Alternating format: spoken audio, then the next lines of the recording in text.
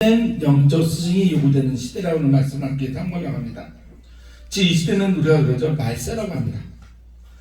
왜 말세일까요? 이유는 하나도 없어요. 그 이유는 딱 한 가지입니다. 험악하고 세상이 너무나 어지럽고 세상이 너무나 힘이 되기 때문에 그렇습니다. 우리나라는 얼마 전까지만 해도 마약의 청정주의였습니다. 근데 지금 어때요? 어린아이들까지 마약에 손을 댑니다. 왜 아이들이 마약에 손을 댈까요? 그거는요, 가르치에 대한 부재 때문에 그렇습니다. 요즘에 학교에 가보십시오. 학교 선생님의 권위가 떨어졌습니다. 교회 가보십시오. 교회 목회자의 권위가 떨어졌습니다.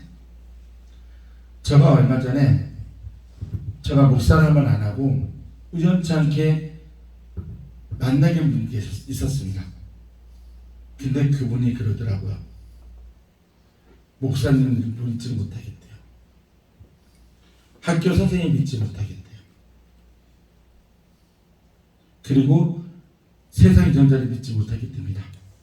왜 그러세요? 라고 물어봤더니 뉴스에 나오는 것마다 좋은 얘기는 하나도 없고 안 좋은 얘기만 나온다고 얘기를 해요. 그걸 듣고 제가 생각을 해봤어요. 과연 왜 그럴까? 뭐가 문제일까? 문제는 딱 한 가지밖에 없더라고요. 지금 내 상황에 쳤을 때 내가 불만하고 내가 불편하고 내가 화가 나면은 다 누가 문제예요? 지도자들의 문제라고 얘기를 합니다. 과연 그 문제가 지도자의 문제일까요? 교회의 문제일까요? 목사님 잘못했을까요? 아니요. 내가 어떤 마음가짐을 받아들이냐가 중요하다는 겁니다. 이 세상은 항상 뭐예요? 가르치고 배우는 관계 속에서 세상은 어떻게 사나? 성선되고 실현됩니다. 가정에서는 부모는 자녀들을 가르치게 되어 있고요. 그 자녀는 자연스럽게 부모를 통해서 인격을 배우게 됩니다. 그 아이들이 이제 좀 성장이 되면은 학교에서 선생님의 교육을 받음으로 모든 가정을 가르치는 선생님에게 의해서 사회생활에 대한 기본적인 필수 과목을 배웁니다. 그리고 좀 성장되면 어떻게 돼요? 고등학교 졸업하고 나면 대학교에 가서는 이제 전문적인 수업을 받으면서 내가 무엇을 할 것인가, 내가 무엇을 할 것인가 하는 전문적인 교육을 받습니다. 그러면서 하나의 사회 구성원으로 발전되는 것 같은 것이 우리의 모습입니다. 그런데 이러한 상황 속에서도 왜 선생님들이 대우를 못 받고 학생들이 선생님을 무시하는 일이 생기는 것은 딱 하나밖에 없어요. 인성교육의 부재입니다. 영적인 문제의 부재입니다. 교회라는 것은 영적인 것을 가르치는 것입니다. 우리가 보통 볼 때 학교에서는 인성교육과 사회생활의 교육을 가르칩니다. 그리고 교회에서는 영적인 걸 가르칩니다. 과연 세상적인 게 먼저일까요? 영적인 우선이 될까요? 제가 생각할 때는요, 영적인 것이 우선이 돼야 돼요. 영적인 것이 우선이 돼야 내가 옳고 그름을 판단할 수 있다는 것입니다. 내가 옳고 그름을 판단하지 못하면 세상에서는요, 모든 것이 엉뚱하게 보여요. 답답하게 보입니다. 그리고 한심하게 보입니다. 그러니까 왜 뭐를 손에 드는 거예요? 나에게 손을 대는 겁니다. 그리고 흉악한 범죄에 손을 대는 것입니다. 이런 것이 선생님들의 위치가 떨어져 있고 목회자의 권위가 떨어져 있기 때문에 그렇다고 저는 생각을 합니다. 분명히 근데 우리는 한 스승을 보면서 그런 모든 것을 깨닫게 돼요. 그 이름은 셀레반 선생님입니다. 셀레반은 헬렌 켈러를 가르쳤던 선생님입니다. 셀레반은 처음부터 누구 앞을 가르치는 사람이 아니었어요. 셀레반도 소경이었습니다. 맹인이었습니다. 근데 셀레반 선생님 뭐예요? 약간의 그 시력이 감퇴가 되는 병에 걸렸는데 우연치 않게 그 농학교에서 학생들 가르칠 수업을 하다가 찾는 거예요. 약간의 눈이 열렸는데 수술을 통해서 할 수 있는 사람을 찾는다는 공고가 열렸습니다. 그때 셀레반 선생은 눈을 치유로 갔습니다. 그리고 헬렌 켈러를 찾아갑니다. 근데 셀레반 선생님은 헬렌 켈러한테 가르쳤던 것이 사회적 공부가 아니었습니다. 먼저 영적인 공부를 가르쳤습니다. 헬렌 켈러는요, 세상에 불만이 많았던 여자예요. 앞도 못 보죠. 말도 못하죠.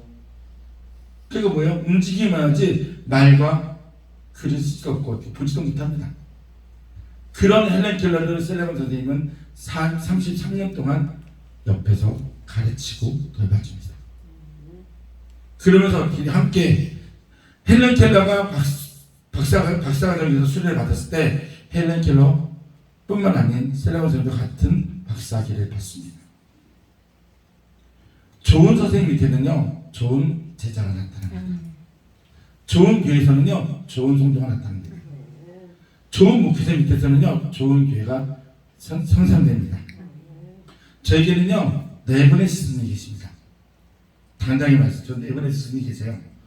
저는 학부 때, 대학원 다닐 때 저를 가르치는 선생님, 그 교수님 한 분 계시고, 그리고 이제 신대원에 가서 저를 가르치는 교수님이 한 분 계시고, 그분은 이제 미국에서 곧 뺐지만, 그리고 저에게는 이제 지금 우리 회장님이 계시고, 양서인 목사님이 있습니다.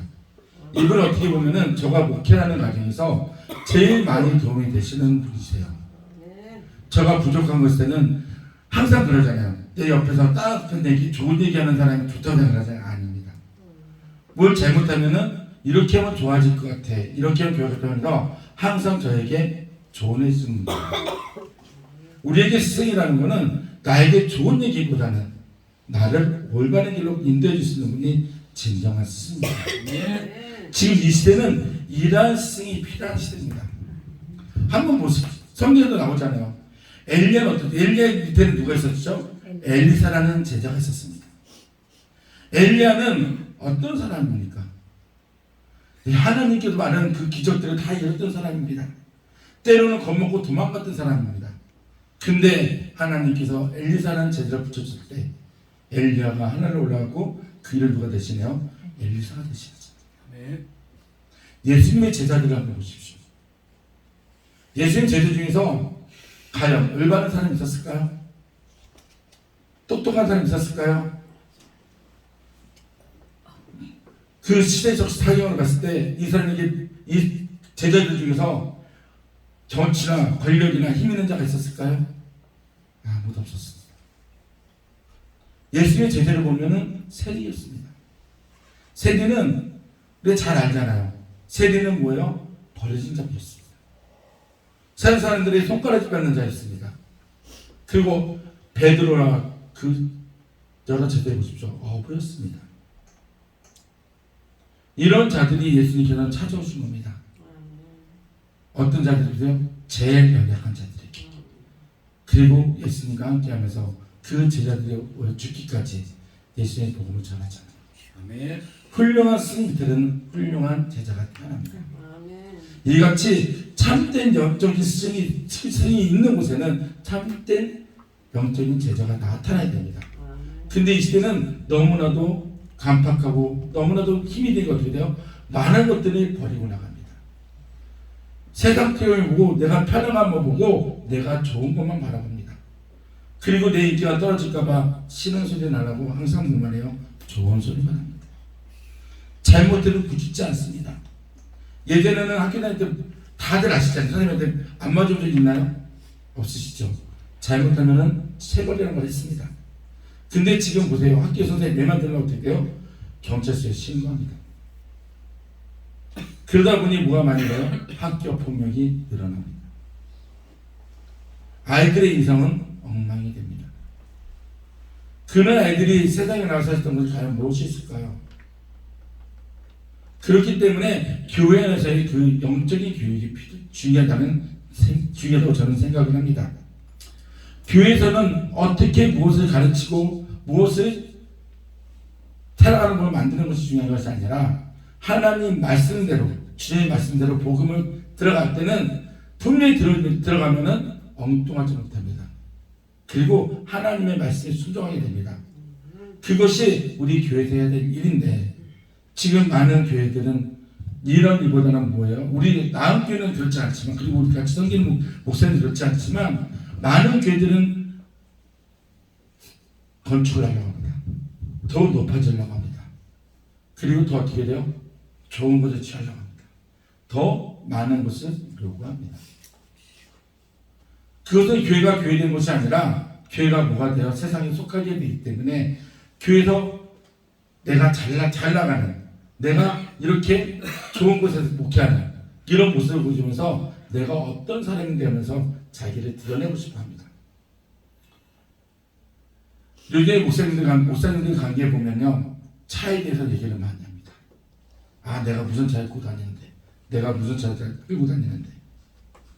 예전에 이제 저도 아는 목사님이 계세요. 목사님들하고 이제 모임을 갔습니다. 모임을 갔는데 어떤 목사님이 딱 차를 끌고 오셨는데 벤츠예요. 딱 벤츠가 이제 들어옵니다. 근데 그 뒤에 BMW가 들어옵니다. 또 그 뒤에 그랜저가 들어옵니다. 한 차가 다섯 대가 들어오는데 다 명품차예요. 근데 저는 대중교통역을 갔습니다. 그래서 목사님 그러더라고요. 배 목사님 차 없어? 아, 차 있죠. 뭐 있어? 왜 차를 안 갖고 왔어? 아, 저는 그 차 타고 다닙니다. 그랬더니 뭘 타고 다니냐? BMW 타고 다닌다 그랬습니다. BMW 뭔지 아시죠? 전철, M, 전철, 메트로, B, 버스, 그죠? 그리고 W, 워킹, 걸어합니다. 그보다 더 편한 게 어디 있어요? 그랬어요. 그러면서 한 가지 뭐였냐면 제가 했던 말이, 목사님 차가 크고 중요한 것이 아니라 목사님들이 갖고 있는 인생이 더 중요하지 않을 걸 바라다가 혼난 적이 있었습니다. 그러면서 저 그 목사님들하고 만나질 않아요. 목사님 세계에서도 어떻게 돼? 내가 어떤 위치에 있는데, 내가 성도가 얼만큼인데, 우리 교회가 어떤데, 과연 하나님께서는요, 작은 교회는 하나님이 안 계시고 큰 교회만 하나님이 계실까요? 우리가 진정한 진정으로 드리는 예배가 있는 곳에 하나님이 계신다고 했는데, 과연 우리가 드리는 예배는 진정한 진정으로 예배를 드리게 우리가 훈련을 시키고 교육을 하고 있나요? 진정한 하나님께서 부르는 목회자라면은 그러한 교육을 시켜야 됩니다. 그렇게 됐을 때 하나님께서는 우리를 쓰십니다. 그리고 인정해 주십니다. 저희 교회는 지금 이제 2명이서 좀 불었습니다. 4명으로 갑절을 구원했는데 저희는 예배 때마다 즐겁습니다. 예배 때마다 저희는 항상 웃으면서 예배를 드려요. 왜 그러냐면 서로 예전에는 미워하고 시기하고 질투했었는데 지금 어떠냐면은 하나가 되게 하고 있어요. 감사하게. 그게 저가 한 것이 아니라 하나님 하신 겁니다. 뭐 하시는 건 딱 한 가지밖에 없어요. 말씀을 전하면 그 말씀대로 행하려고 노력했던 저 모습 바뀌었다고 얘기를 하는데 전 그렇게까지 못했지만 그분들 그 말을 할 때마다 마음에 찔립니다. 하나님께서는요 가르치라고 합니다. 하나님께서는 전하라고 합니다. 과연 누가 가르치고 누가 전해야 될까요? 교회 목회자가 전해야 됩니다. 아멘. 그리고 교회 같이 동력하는 사역자와 집사님과 권사님과 전원들이 가르쳐야 됩니다. 가르치자는요 오늘 본문에도 말씀합니다. 마음 7절에 스스로 속이지 말라고 합니다. 아멘. 우리가 가르치는 자로서는요 신령과 지병으로 참된 스승이 되기 위해서는요 스스로를 속이지 말아야 됩니다. 있는 모습 그대로를 보여야 됩니다. 어떤 목사님이 그러더라고요. 저는 저희 성도님한테 잘못하면 전 미안하고 사과를 합니다. 근데 왜 사과를 하냐고 질책하는 목사님도 계세요. 목회자는 사과하면 안 된대요.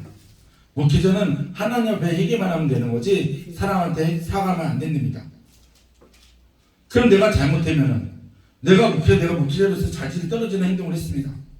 그럼 전 사과하지 않고 어떻게 해야 되나요? 그러면 그냥 세상 쪽에 가서 저는 벌을 받아야 되나요? 아니면 사람들 앞에서 저는 질타를 받아야 되나요? 아닙니다. 저도 말씀을 전할 때는 저는 항상 하는 말이 있습니다. 우리는 또 목회자는 강단에 서서 말씀을 전할 때는 목사지만 내려서는 똑같은 성도라고. 아, 네. 그렇기 때문에 목회자도 잘못할 때는 사과를 해야 됩니다. 그리고 인정을 받기 위한 것이 아니라 성도들을 인정해 줘야 됩니다. 아, 네. 그럴 때 교회는 더욱더 하나가 되고 더욱더 성장할 수 있습니다. 아, 네. 우리는 그 세상의 교회를 볼 때는 저는 생각할 때는 교회는 성장은 육적인 성장보다는 영적인 성장이 우선이라고 생각을 합니다. 한 성도가 바로 서면요 다른 누군가 와도 함께 갔을 때는 바로 섭니다. 그렇지만 많은 교회, 큰 교회 가보십시오. 과연 거기서 보면은 소리가 큽니다. 그리고 안 좋은 소리들이 들립니다. 그리고 파멸이 납니다. 왜 그럴까요? 이유는 하나예요. 나는 무슨 파 당을 짓기 때문에 그렇습니다. 나는 누가 좋은데, 난 누가 좋은데. 그렇게 되는 것들은 딱 이유는 딱 한 가지밖에 없어요. 나의 마음밭이 어둡기 때문에 그렇습니다. 네. 나의 마음밭이 다른 것들을 기다리고 있기 때문에 말이 안 되는 뭔가를 찾고 있기 때문에 그렇습니다. 하나님 말씀의 진리 안에 들어가고 그 진리가 내 안에 들어오면 어떻게 돼? 절대로 딴지 못하고요. 그 말씀대로 순종하게 됩니다. 아멘. 성경도 말씀하십니다. 가르치는 자는 배로 존경을 했습니다. 여기 계신 목수들이 다 목사님이시잖아요. 우리 지사님도 계시지만 어떻게 돼요? 다 존경받는 만한 일을 하고 계신 거예요. 그리고 우리 지사님도 교회로 헌신하고 계시잖아요. 헌신 아무나 못합니다. 내가 하나님이 내 안에 성령님이 운행이 계시고 하나님 나와 함께 계시니까 섬기는 거지. 그렇지 못하면 하지 못해요. 목사님도 마찬가지잖아요. 내 안에 성령님이 임했을 때 말씀을 전했을 때 당당하게 전할 수 있는 거지. 내 안에 그렇지 못하는 어때 저희는 말씀 전하지 못합니다. 그 문제에 서지 못합니다. 저도 저번 주 한 주간에 좀 많이 아팠어요. 근데 아직 목소리가 많이 좋아졌는데 다시 신게 이제 약간의 우리 교회 우리 권사님 목사님 간에 또 약간의 트러블이 생겨갖고 그것 때문에 기도하느라 목이 쉬었습니다. 다른 이유는 없어요. 딱 한 가지입니다. 우리 권사님은 랄랄라 방언하지 말라고 그러고 저는 시대에 방언시켜서 방언해야 된다고 그러고 그 이유 하나 때문에 그래요. 근데 그게 잘못된 그것이 아니라 서로 간의 생각 차이인데 그게 바로 저는 그 영적인 싸움이라고 생각을 합니다. 이제 교회들이 성령이 되려면 뭐가 있어야 돼요? 영적 싸움이 있어야 됩니다. 근데 그 영적 싸움이 있어야지만이 교회는 100% 성장합니다. 근데 그 영적 싸움의 주인공은 누가 돼야 돼요? 목회자가 돼야 돼요. 목회자가 중재자가 돼야 되고요. 목회자가 그 일을 감당해야 됩니다. 그리고 이겨낼 수 있도록 힘을 불어줘야 됩니다. 그것은 바로 기도입니다. 제가 학교 다닐 때 저희 선생님이 한 분이 계셨습니다. 그 선생님은요 신실한 크리스천이었어요. 제가 국민학교 3학년 선생님이셨는데 그 선생님은 학생을 놓고 항상 우리들을 놓고 기도해 주셨습니다. 수업 끝나고 집에 가려고 그러면요 선생님이 학생들 손을 잡고 기도해 주세요. 한 시간 손 잡고 짧은 시간이면 기도해 주고 집에 보냅니다. 그 학교에 들어오면요 조회 시간에 선생님이 앉혀놓고 먼저 선생님께 기도했습니다. 그리고 수업에 들어갔습니다. 근데 저희 반에 문제가 되게 많았거든요. 저를 비롯해서. 근데 한 번도 학교에 대해서 사고를 친 적이 한 번도 없습니다. 그리고 뭘 하면은 항상 상을 받았고요. 뭘 하게 되면요 칭찬을 받았어요. 저는 그때는 그 이유를 몰랐습니다. 근데 지금 생각해 보니까 그게 바로 선생님의 기도였어요. 네. 저희들은 교회를 다니지 않았지만 근데 그 중에서도 선생님의 그 기도 때문에 교회를 나간 아이들도 있었습니다. 저도요 생각해 보니까 그 선생님 때문에 초등학교 2학기 때인가 그때부터 교회를 다녔던 것 같아요. 근데 선생님이 딴 학교로 가시는 바람에 그 다음부터는 교회를 안 갔습니다. 그 학교에서 우리 담임 선생님이 우리 가르치시고 또 교회에서도 주일학교 선생님이셨으니까요 얼마나 좋은지 몰라요. 그 선생님은 우리의 문제들을 알고서는 가정방문도 편하게 해주셨습니다.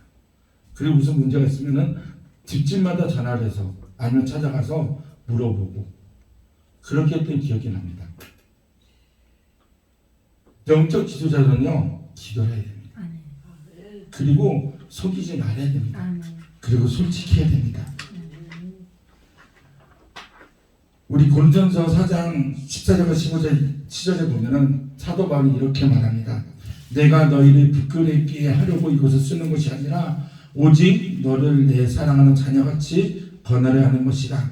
그리스도 안에서 만일 스승이 있을 때 아버지는 많지 아니하니 그리스도 예수 안에서 내가 복으로써 너희를 낳았음이라고 합니다.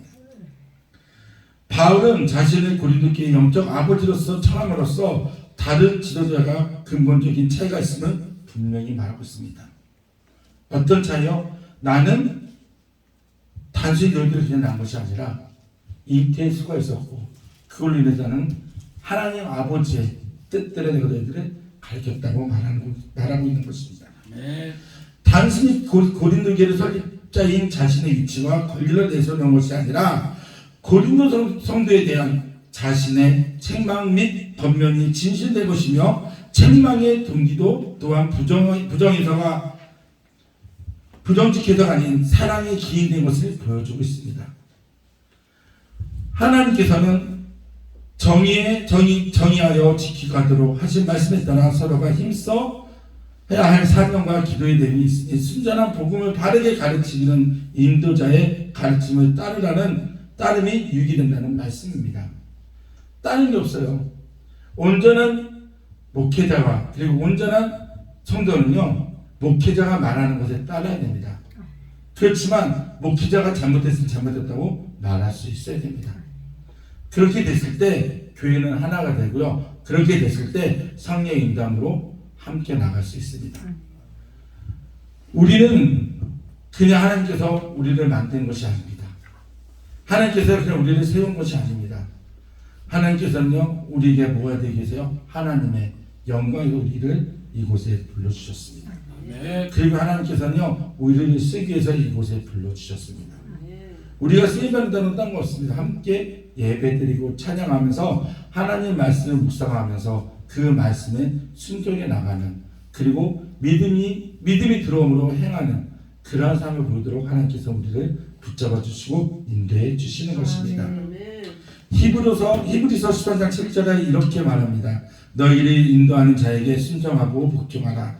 그들은 너희 영혼을 위하여 경성하기를 자신들이 청하는 자인 것 같이 하느니라. 그들로 하여금 즐거움으로 이것을 하게 하고 근심으로 하게 하지 말라. 그렇지 않으면 너에게 유익이 없으라고 했습니다. 아멘. 영적 지도에 마치 자신의 이해가 달린 문제에 신경을 쓰도록 성도들을 위하여 애쓰며 하나님 앞에서 완전한 책임을 지겠다는 자세로 영혼을 돌봐함을 보여줍니다. 목회자는 성도의 형통을 보고 참으로 기뻐할 수 있어야 하며 성도들의 실족을 자신의 책임으로 받아들여야 됩니다. 목회자의 기본 자세는 섬김이지 굴림이 아니라는 것입니다. 예수님도 이 땅에 오신 것은 섬기러 오셨지 우리의 굴림하러 오시지 않았습니다. 예수님은 제일 낮고 낮은 자리에 오셨습니다. 그 제일 힘든 자들을 위해서 오셨습니다. 잃어버린 양 한 마리 찾으셔서 오셨습니다. 그 성경에서 말씀합니다. 섬김 받고 싶으냐? 먼저 섬기라고 했습니다. 대접받고 싶으면 먼저 대접하라고 말합니다. 저희 목회자는요, 저희는 먼저 섬겨줘야 됩니다. 그리고 대접해야 됩니다. 신령한 진정한 영적 지도자라면은 먼저 섬겨줘야 될 것입니다. 그리고 지도자에 대한 불순종은 지도자로 하여금 자신의 직무를 근심 가운데 수행하게 할 것이며 이것은 결국 성도들에게 손해가 됨을 가리킵니다. 성도는 목회자를 하나님의 권위를 받은 자로서 인정해야 되고 목회자를 걱정하며 영혼을 돌보는 일에 전념하도록 하고 불순종으로 인한 목회자의 사기 저하는 성도들의 영적 건강에 유의함을 깨달아야 됩니다. 성도들이 목사님 힘들게 한번 해보세요. 그런 목사님들은 지쳐버립니다. 그러면은 말씀 전할 때 되게 힘들어요. 여기 우리가 말씀 전하면 먹인다 그러잖아요. 하나님 말씀을 먹여야 되는데 힘들어지면 말씀이 나오지 않습니다. 그리고 걱정 의심합니다. 우리 지사님 왜 갑자기 저렇게 할까? 우리 오늘 왜 그럴까 하면서 근심 걱정하게 됩니다. 그렇게 되면 누가 두드리냐면은 성도들이 손해라는 사실입니다. 왜? 하나님께서는 목회의 생활은 하나님 말씀을 가르쳐서 그 말씀대로 순종하고 살아가게끔 하기 위해서 목회자를 세웠는데 목회자에게 근심을 준다는 건 뭐예요? 내 손해라는 겁니다. 그렇게 되면은 목회자는 그냥 단순히 하나님 말씀만 전달하는 전달자가 아니라 하나님으로부터 부여받은 사명을 감당하는 사명자로서 쓰여받기 때문에 성도들은 목회자의 말에 순종하라는 겁니다. 근데 무조건 순종하라는 게 아니에요. 잘못된 것도 잘못됐다고 말을 하고 고치고 다시 목사님 말씀에 순종하라는 것입니다. 하나님께서는 우리에게 주신 그 권위는 딴 게 아니에요. 양육하라는 겁니다. 어떤 양육이요? 영적인 양육이에요. 목회자는요, 성도들요, 상고의 고통을 느끼고 잉태합니다. 그 말이 뭐냐면은 다 어머님이시잖아요. 아기 낳을 때 어떠세요? 세단을 하잖아요. 얼마나 힘드세요? 그같이 목회자들은요, 한 영을 위해서 기도하고 그 해산의 고통으로 간이 저림으로 기도합니다. 저도 새벽마다 기도를 합니다. 우리 교회 집사님과 우리 전사님 위해 기도합니다. 그리고 제가 아는 목사님들, 기도제를 받은 목사님들 위해 기도합니다. 왜 하냐면은 그것이 저에게 주신 사명 때문에요. 그렇게 기도해야 목사님 한 분에서 기도해야 어떻게 목사님들이 살아납니다. 한 분이라도 기도해줘야 목사님들 영적으로 강건해집니다. 누군가는, 나도 모르는 누군가는요, 지금도 우리 목사님들 위해서 그 절에서 기도하는 분이 있다는 사실입니다. 왜 그럴까요? 우리 목사님들과 저는 영적인 지존자이기 때문입니다. 영적인 지존자는요, 기도 없이는 살 수가 없습니다. 영적인 지도자는요, 하나님 말씀 없이는 살 수가 없습니다. 그것이 진정한 영적인 지도자입니다. 또 성경은요, 믿는 사람들이 극도로 사랑하고 좋아하는 은사 가운데서 가장 중요한 은사는 지혜의 말씀과 지식의 말씀이라고 분명하게 가르치고 있습니다. 고린도전서 12장 4절과 11절에 이렇게 말합니다.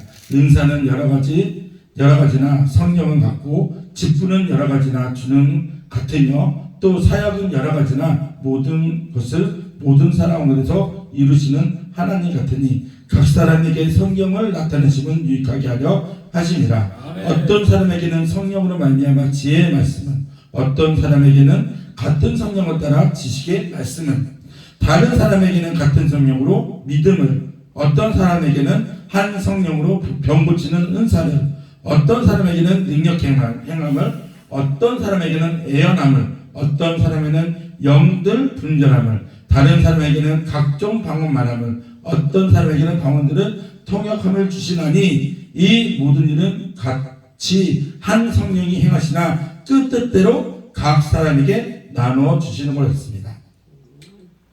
모든 성도들에게는 성령의 은사를 받아 하나님의 일을 수행하는 그들에게 맡은 직분은 각각 다르며 그 일을 수행하는 방법도 및 양상도 다르다는 것을 의미합니다.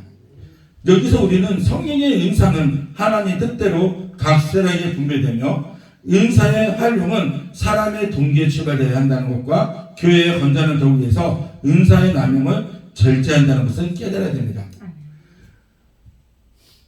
영적인 지도자는요, 이런 모든 것을 가르쳐줘야 돼요. 그리고 우리들은 다 누구나 다 은사를 가지고 있습니다. 근데 그것도 뭐예요? 하나님의 일을 하기 위해서 주시는 은사지 내 유익을 위해서 쓰는 은사가 아닙니다. 근데 우리는 어떻게 해요? 은사가 생기면 여기 목사님 안 되세요? 제가 아는 목사님 항상 그러세요. 내가 취은사에서 나한테 기도받아 하면서 어떻게 돼요? 봉투 갖고 와서 기도받게 합니다. 봉투 사역하는 거예요. 그거는요, 하나님이 원치 않으십니다. 하나님께서 분명히 말씀하십니다. 성경 말씀합니다. 값없이 받은 것 거저주라고 해요. 우리가 갖고 있는 은사는요, 필요에 따라 하나님이 주시는 거지, 주셨으면 선물입니다. 선물은요, 선물 주시는 그 선물을 가져갈 수도 있고 우리에게 줄 수도 있어요. 근데 우리가 그거 분별하지 못하고 내 마음대로 쓴다면은 하나님께서 분명히 그 선물은 가져가 주십니다. 그런데 우리는 그 은사를 받고 정말 받았다면 그 은사대로 우리는 살아야 된다는 것입니다. 네. 성도들의 모든 은사와 직분은 및 사역은 삼위 하나님께서 함께 주관하시며 그분의 선입 가운데 있다는 것을 분명히 알아야 됩니다. 그 이유는 하나님께서 그리스도 안에서 감춰주신 비밀한 경륜을 깨닫고 전하는 능력은 우리를 그리스도에 인도해 주시고 그 말씀을 생각나게 하시며 깨닫고 증언하게 하시는 성령의 강동하심으로 반드시 있어야 하기 때문입니다. 우리는 지금 한 사람의 영과 혼을 흔들어 깨우고 살리는 진리의 복음으로 충만한 참된 스승이 절실하게 요구되는 시대를 살고 있습니다. 쏟아져 나오는 말씀의 홍수시대에 진정한 양들이 하늘의 양식과 음료로 믿고 마음껏 먹고 마시며 살아나는 영의 말씀이 과연 얼마나 되는지 깊이 살펴서 우리가 추구하고 가야 할 길이 무엇이며 어디인지를 분명하게 인지하고 힘을 다하여 복음의 능력을 수하기를 간절히 사모합니다. 아멘. 이제 말씀을 정리하겠습니다. 모든 교회 지도자들이 이 길에 따라 귀한 성도들 모두가 하나님의 일을 온전하게 감당할 만한 신실한 믿음의 일꾼으로 든든하게 세워가고 하나님께서 사랑하시는 성도들이 갈급함이 완전하게 해결되는 은혜의 풍성함이 우리 나은 기도원과 함께 예배드린 목사님의 심령이 넘쳐나기를 그 생명의 주 예수 그리스도의 이름으로 축원합니다. 아멘. 기도하겠습니다. 하나님 아버지